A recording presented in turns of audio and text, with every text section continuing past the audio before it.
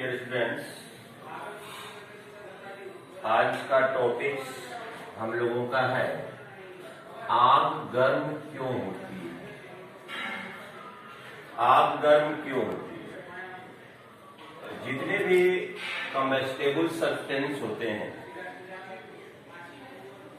उसके अंदर एक गठित संचित एनर्जी होती है और उस एनर्जी से वह आपस में बंधे हुए होते हैं, मजबूती से बंधे हुए होते हैं। चाहे वह कोई भी कम्बस्टेबल सब्सटेंस हो, वह एक विशेष प्रकार के आबंध से बंधे हुए होते हैं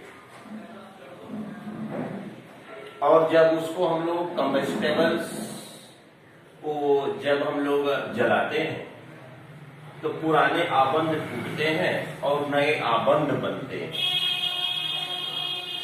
तो आपको यह पता है कि जितना भी सेचुरेटेड हाइड्रोकार्बन है, जितना भी सेचुरेटेड हाइड्रोकार्बन्स हैं, यह भी एक प्रकार का कम्बस्टेबल सब्सटेंस हुआ।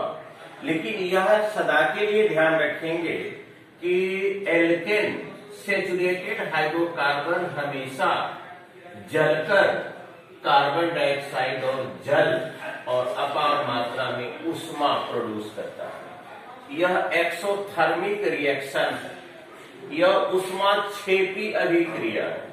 मेथेन को जब हम लोग ऑक्सीजन की उपलब्धि में जलाते हैं तो कार्बन डाइऑक्साइड तो फॉर्म करता ही है और जल के साथ साथ अपार मात्रा में ऊष्मा प्रोड्यूस करता है। जितना भी सेचुरेटेड हाइड्रोकार्बन ये सदा के लिए ख्याल रखेंगे कि अगर परीक्षा में देता है कि मेथेन के दो रासायनिक गुणों की चर्चा करें तो नंबर 1 मेथेन ऑक्सीजन से संयोग करके कार्बन डाइऑक्साइड जल और अपार मात्रा में ऊष्मा, दूसरा यह प्रतिस्थापन अभिक्रिया करता है। जितना भी सेचुरेटेड हाइड्रोकार्बन है संतृप्त हाइड्रोकार्बन से वह प्रतिस्थापन अभिक्रिया ही करते हैं।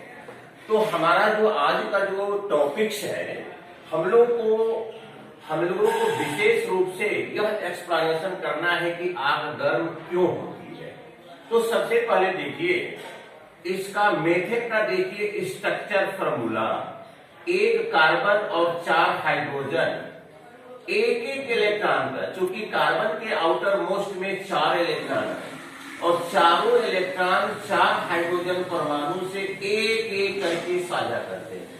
तो देखिए तो यहाँ पर कितना हाइड्रोजन है, कितना एटम्स है, 1 2 3 4 1 5 में 1 घटा दीजिए।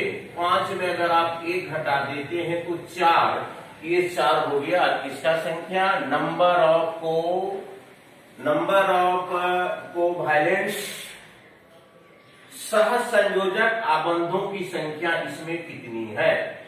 सहसंयोजक आबंधों की संख्या इसमें कितनी है तो एटम्स को पहले हम गिन लेंगे कितने एटम्स है। 1 2 3 4 5 में घटा दिया आपका 4 हुआ। अगर आप ऑक्सीजन का बात करते हैं तो ऑक्सीजन एक क्रियाशील एलिमेंट्स है, एक क्रियाशील अधातु है। वह 2 इलेक्ट्रॉन का साझा करके अपने अष्टक को पूरा करता है। 2 2 4 2 6 2 2 4 2 6 आप देखिए तो दोनों का अष्टक पूरा हो जाता है और डबल बाउंडेशन होकर ऑक्सीजन के एक अणु को बनाता है। ये हो गया ऑक्सीजन का। और जो जल का फॉर्मेशन हुआ O2 CO2 और आपका जो वाटर बना CO2 का स्ट्रक्चर फॉर्मूला ये हुआ और जल का स्ट्रक्चर फॉर्मूला ये हुआ।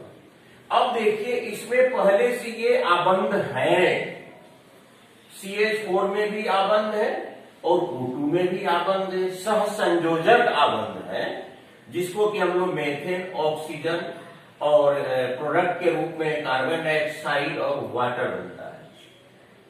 तो इस आबंध को तोड़ने के लिए आपको हर हालत में ऊष्मा देने की आवश्यकता पड़ेगी।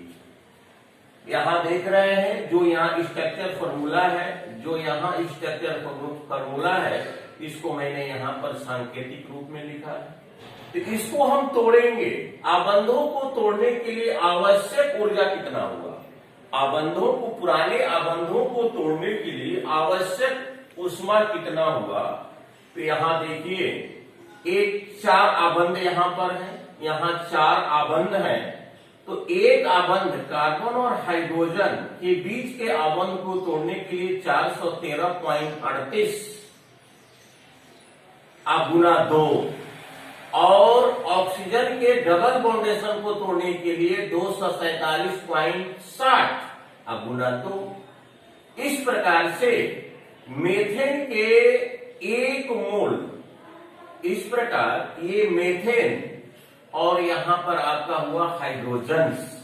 कहने का मतलब है कि मेथेन का 1 मोल और हाइड्रोजन का, ऑक्सीजन का 1 मोल O2, इसको तोड़ने के लिए ऑक्सीजन का यहां पर कितना मोल हुआ, 1 मोल, और 2O2 ऑक्सीजन का आपका 2 मोल। इसको तोड़ने के लिए कितनी ऊर्जा की आवश्यकता पड़ी, 2148.9999 किलो जूल प्रति मोल।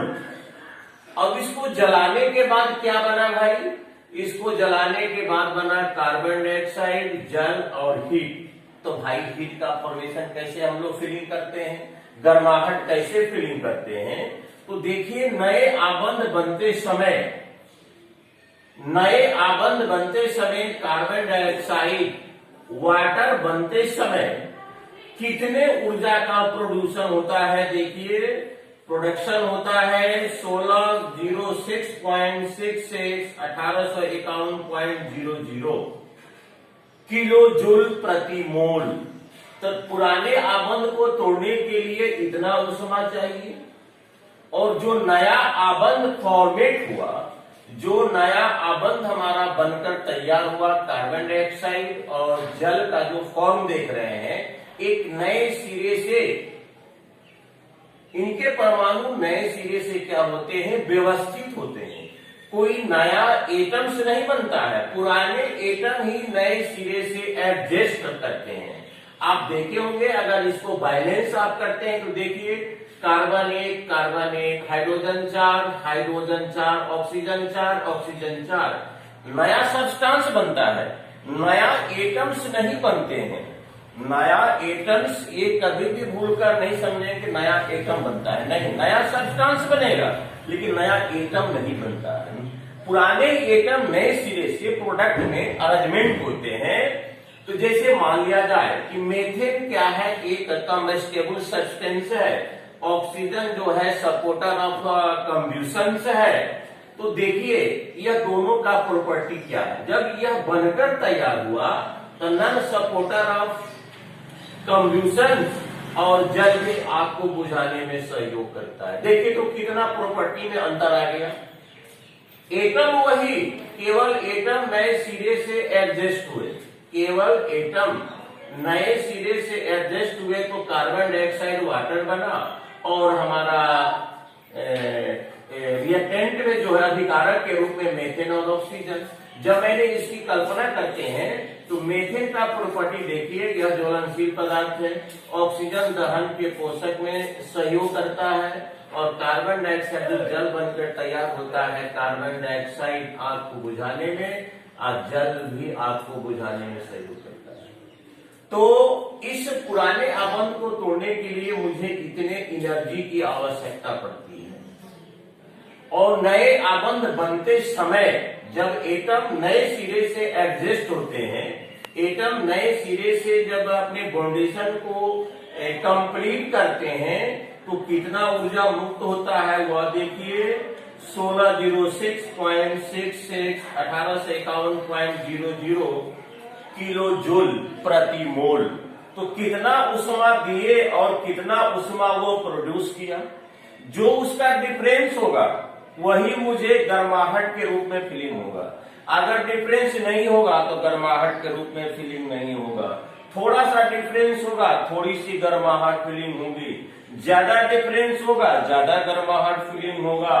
तो अब देखिए, उत्पन्न अतिरिक्त ऊर्जा, मुक्त उष्मा इतना हुआ और मैंने पुराने आबंध को तोड़ने के लिए, गठित आबंध को तोड़ने के लिए कितना ऊर्जा मैंने दिया, तो कितना का डिफरेंस हुआ 1308.76 किलो जूल। इसलिए ऊष्मा मुक्त होने के कारण ही आग गर्म होती है। ऊष्मा मुक्त होने के कारण ही आग गर्म होती है। तो किसी भी सब्सटेंस को जलाने में होता है क्या, उसके पुराने आबंध टूटते हैं। अब पुराने आबंध को तोड़ने के लिए बाहर से ऊष्मा देने की आवश्यकता पड़ती है, और जब बाहर से ऊष्मा देते हैं तो वह टूटकर एक पुनः नया बॉन्डेशन करता है, नया सब्सटेंस बनाता है। एटम तो वही रह जाता है, एटम नए सिरे से एडजस्ट होता है। तो नए सिरे से एडजस्ट होने के सिलसिले में भी अपार मात्रा में ऊर्जा मुक्त होती है। अब देखते हैं कि कितना मैंने दिया, वह कितना जनरेट किया, दोनों का डिफरेंस क्या होता है। जो दोनों का डिफरेंस होता है उसी को हम लोग आग के रूप में फीलिंग करते हैं, आग के रूप में अनुभव करते हैं। तो यह ध्यान रखेंगे, जितना भी सैचुरेटेड हाइड्रोकार्बन है वह कार्बन डाइऑक्साइड और जल ही बनाता है। ये आपके बोर्ड परीक्षा में इसका structure formula ethane, methane, alcohol group का कीटोन, कोई भी ग्रुप हो, किसी भी कंपाउंड के बारे में स्ट्रक्चर फॉर्मूला आपको लिखने के लिए दे देगा। लेकिन खासकर अगर सैचुरेटेड देता है तो ध्यान रखेंगे वो सिंगल बॉन्डेशन हर जगह होगा कार्बन और हाइड्रोजन के बीच में, और इसका जो प्रोडक्ट होगा ऑक्सीजन की उपस्थिति में जलाने पर तो कार्बन डाइऑक्साइड और जल ही बनेगा। डियर स्टूडेंट्स, आप लोगों ने शायद ये समझ गए होंगे कि आग गर्म क्यों होती है। चलिए आप इसे निश्चित रूप से विजिट करेंगे और फिर नेक्स्ट डे फिर इसी चैप्टर में पुनः आगे की तरफ बढ़ेंगे। Thank you very much.